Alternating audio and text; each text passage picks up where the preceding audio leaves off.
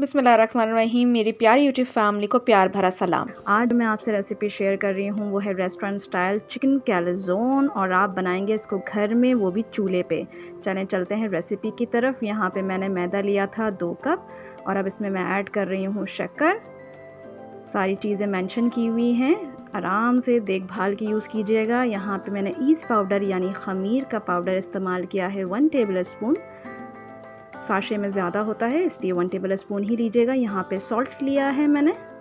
Salt के बाद जो है हम सारे ड्राई इंग्रेडिएंट्स को अच्छे से मिक्स करेंगे। पहले कोई भी अगर हम गीला इंग्रेडिएंट डालने से पहले जितने भी ड्राई इंग्रेडिएंट्स हैं उनको ये हम अच्छे से मिक्स कर लेंगे।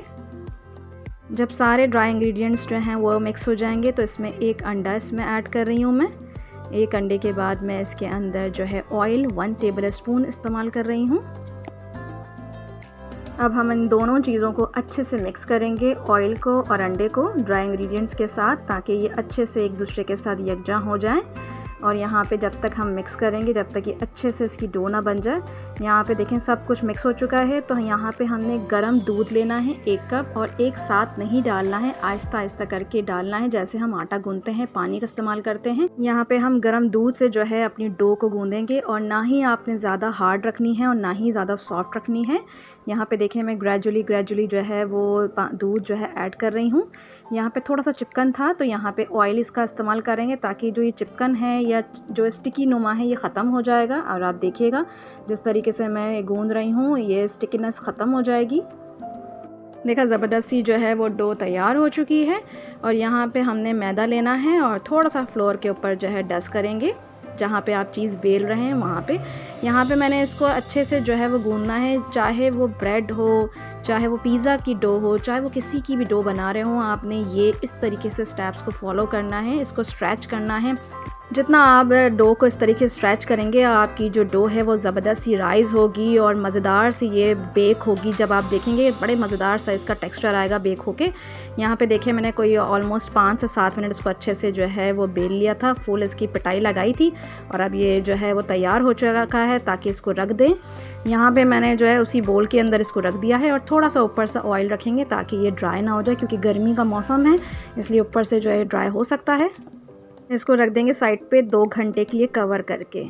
चलते हैं चिकन की मैरिनेशन की तरफ। यहाँ पे मैंने ऑयल लिया था, और यहाँ पे मैं गार्लिक का इस्तेमाल कर रही हूँ। 2 टेबल स्पून मैंने जो है क्रश करके ऐड किया है, ताकि जब तक गोल्डन ना हो जाए। जैसे ही हल्का सा लाइट गोल्डन स्टार्ट होगा मैं इसमें चिकन ऐड कर दूँगी। चिकन मैंने बोनलेस ली थी 1 कप। चिकन को मैंने इतनी देर तक कुक करना है जितनी देर तक इसका कलर चेंज ना हो जाए। और देखें ये आहिस्ता आहिस्ता टर्न हो रही है। तो अब हम चलते हैं इसके मसालों की तरफ। यहाँ पे मैंने कुटी लाल मिर्चें ली हैं, पिसी काली मिर्च ली है, हल्दी ली है और नमक लिया है। यहाँ सारी चीज़ों को अच्छे से मिक्स करेंगे, ताकि ये सारी जो मसाले हैं वो चिकन के साथ मिक्स हो जाएं। यहाँ पे सॉस डाल रही हूँ मैं, chilli sauce 2 tablespoon, soya sauce डाल रही हूँ 2 टेबल स्पून, और यहाँ पे सिरका भी ऐड करूँगी 2 टेबल स्पून, ताकि इसमें अच्छे से रच बस जाए, सारे सॉसेस और मसाले जो हैं वो चिकन में मिक्स हो जाएं। यहाँ पे मैं थोड़ा सा पानी ऐड करूँगी। पानी हमने इतना ही ऐड करना है जितना हमारे चिकन को गलने के लिए रखना है। और यहाँ पे देखिएगा चिकन हमारी ऑलमोस्ट जो है वो डन हो चुकी है। कुछ ही 5 से 7 मिनट में चिकन हमारी गल जाएगी, क्योंकि बोनलेस थी। और यहाँ पे देखिए मैं कट करके भी दिखा रही हूँ आपको, ताकि अच्छे से कुक हो चुकी है। चूल्हे को करेंगे बंद और इसको रखेंगे साइड में। चलते हैं सॉस की तरफ, जिसका नाम है सार क्रीम। सार क्रीम के लिए मैंने यहाँ पे केचप लिया है, ठीक है। और उसके बाद मैं इसके अंदर मायोनीज़ ऐड करूँगी। मायोनीज़ मैंने थोड़ी कम क्वांटिटी में लेनी है। उसके बाद मैंने मस्टर्ड पेस्ट इस्तेमाल करना है, जो कि बहुत ही तीखा होता है। और उसके बाद मैंने सिरका ऐड करना है। मसालों में मैंने कुटी लाल मिर्चें ली हैं, पिसी काली मिर्च ली है, नमक लिया है और शक्कर ली है। अच्छा सा हम इसको विस्क करेंगे, और एक ज़बरदस्त सी सार क्रीम हम तैयार कर देंगे, जो रेस्टोरेंट में आपको मिलती है खाने में, और बहुत ही मज़ेदार होती है ये सार क्रीम। और देखिए बातों ही बातों में ये हमारी सार क्रीम रेडी हो चुकी है। इसको रखते हैं हम साइड में। चलते हैं पहले पैन की तरफ। जिसमें आप कुकिंग नहीं करते वो एक पैन ले लें और उस पर मैंने स्टैंड रखा था। प्री हीट करना है, कम से 10 से 12 मिनट तक कवर करके इसको हीट करने रखते हैं। यहाँ पे चलते हैं डो की तरफ। 2 घंटे गुजर चुके थे, हमारा डो अच्छा खासा राइज़ हो चुका है। इसको 2-3 मुक्के और लगाने हैं, अच्छा सा इसको थोड़ा सा और बेलना है। हमने इसकी डो को तैयार करना है, ताकि कहते हैं ना कि जब हलाल करना होता है तो अच्छा खासा इसको तैयार करना होता है। इसी तरीके से जब आपको अच्छा सा कैलज़ोन चाहिए तो यहाँ पे मैंने इसके पेड़े बना लिए थे, 3 पोर्शन कर लिए थे, मतलब 2 कप मैदे में 3 पोर्शन बनेंगे। यहाँ पे मैंने 1 पोर्शन लेके एक पेड़े को लेके अच्छे से बेलना है, और बेलना हमने उसी तरीके से कि ओवल शेप, जैसे हम समोसे का ओवल शेप देते हैं उसी तरीके से हमने इसका ओवल शेप देना है। पर समोसे में हम थोड़ा सा पतली डो बना रखते हैं, इसमें हमने मोटी ही डो रखनी है। हाथों से मैं बैलेंस कर रही हूँ ताकि चारों तरफ जो है इक्वली बेल जाए। अब आपने जिस डिश में इसको जो बेक करना है उसमें आप इसको ट्रांसफ़र कर देंगे। यहाँ पे मैंने इसको ट्रांसफ़र दिया था, और चाहें तो पिज़्ज़ा सॉस भी ऐड कर सकते हैं। यहाँ पे मैं चिली गार्लिक केचप का इस्तेमाल कर रही हूँ, और कोशिश करें एक साइड पे ही लगाइएगा। मैंने जो है वो थोड़ा टेस्ट एनहांस करने के लिए दूसरे साइड पे भी लगा दिया था, तो अगर आप चाहें तो आप दूसरी साइड पे भी लगा दीजिएगा। पर ज़्यादातर डी शेप बना के ही सारी चीज़ों को असेंबलिंग करनी है। पर सॉस चाहें तो आप चारों तरफ लगा सकते हैं, जिस तरीके से मैं लगा रही हूँ।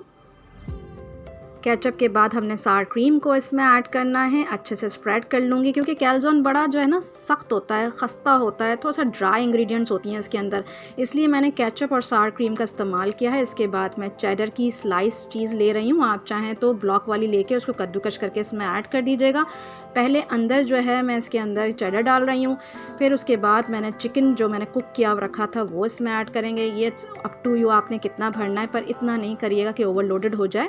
यहाँ पे मैं ऑलिव्स का इस्तेमाल कर रही हूँ, जो मेरे फेवरेट होते हैं हमेशा। ये सारी चीज़ें आपकी ऑप्शनल है। मशरूम्स डाल रही हूँ इसके अंदर। ऑलिव्स और मशरूम्स आपके ऑप्शनल है, चाहे हैं तो डालिए, ना पसंद हो तो ना डालिएगा, पर इससे टेस्ट बड़ा मज़ेदार लगता है। और यहाँ पे मैं शिमला मिर्च जो है उसके पीसेस किए हुए थे वो इसमें ऐड कर रही हूँ। अपने टेस्ट अकॉर्डिंगली आप इसको ओवरलोड मत करिएगा, बस हल्के हल्के, मतलब इतना रखिएगा कि सब जगह वो फिलिंग हो जाए। यहाँ पे प्याज की भी जो है मैं हल्की सी स्लाइसेस ऐड कर रही हूँ। सब्जियाँ वही इस्तेमाल करनी है जिसमें पानी ना हो, जैसे कि आप टमाटर मत ऐड कीजिएगा वरना वो पानी छोड़ देता है। यहाँ पे जो है सारी सब्जियाँ ऐड करने के बाद मैंने मोज़रेला चीज़ ऊपर से इसमें स्प्रेड की है, ताकि जब इसको खुलेगा और बेक होके निकलेगी तो ये अच्छा सा स्प्रेड, इसका जो खिंचाव होता है चीज़ का वो निकल के आएगा। और यहाँ पे देखें डी शेप बना के मैंने इसके ऊपर टर्न कर दिया है, बिल्कुल डी शेप की तरह रखना है। और साइड से पहले उंगलियों से मैं अपनी फिंगर से जो है इसके टिप्स जो हैं वो एजेस को दबा के रखूँगी। हल्के हल्के हाथों से ही आपने इसकी एजेस को जो है दबा के रखना है। यहाँ पे मैं प्रेस कर रही हूँ अच्छे, और आपने अच्छा सा इसका टेक्सचर देना है कि ये दिखने में बड़ा खूबसूरत लगे। तो आपने फॉक की मदद से इसको प्रेस करना है, जैसे कि मैं आपको ये करके दिखा रही हूँ यहाँ पे। और बिल्कुल हल्के हल्के हाथों से कीजिएगा, ताकि जो है डो हमारी ख़राब ना हो, क्योंकि डो हमारी के अंदर इसमें काफ़ी चीज़ें जो है हमने इसमें लवाजमत भर चुके हैं, इसलिए बिल्कुल एहतियात से बनाइएगा। फर्स्ट टाइम है तो थोड़ा ऊपर नीचे हो जाए तो कोई मसला नहीं है। यहाँ पे मैं हल्के से कट लगा रही हूँ सरफेस के ऊपर, ताकि जब ये खुला हुआ होगा तो ये अंदर तक बेक हो जाएगा, क्योंकि हम स्टोव बेकिंग कर रहे हैं। उसके बाद हमने ब्रश करना है एग योक। ये पूरा मैंने एक अंडा फेंट लिया था, और इसको जो है लोग तो एग योक का भी करते हैं, पर मैंने पूरा अंडा फेंट लिया था और इसको अच्छे से विस्क करके इसके ऊपर ब्रश कर लूँगी, ताकि इसका जो टेक्सचर आएगा ना, आप बिलीव करें कोई अंडे की स्मेल नहीं आएगी। अगर किसी को अंडा नहीं पसंद है, एलर्जी है, तो वो अंडा मत डालें। यहाँ पे ऊपर से मैंने ऑरेगनो जो है वो छिड़क दिया था, और यहाँ पे मैंने जो बीज होते हैं सीसमे बीट यानी कि तिल, वाइट तिल और ब्लैक तिल लिए थे, वो ऊपर से इसमें से स्प्रिंकल कर रही हूँ। इससे बड़ा अच्छा सा जो है वो फीलिंग आती है। और चलते हैं बेकिंग की तरफ। जो हमारा पैन पहले से ही 15-20 मिनट पहले प्री हीटेड हो रहा था, उसमें हम इस डिश को डाल देंगे और हम इसको कवर करेंगे। 30 से 40 मिनट तक लो फ्लेम पे बेक करेंगे। वल्लाह तैयार है आपका चिकन कैलज़ोन, वो भी स्टोव बेकिंग यानी विदाउट ओवन, और बिल्कुल रेस्टोरेंट स्टाइल का। यहाँ पे मैं आपको पीसेस करके इसलिए दिखा रही हूँ कि देखें कितना मज़ेदार सा टेक्सचर है।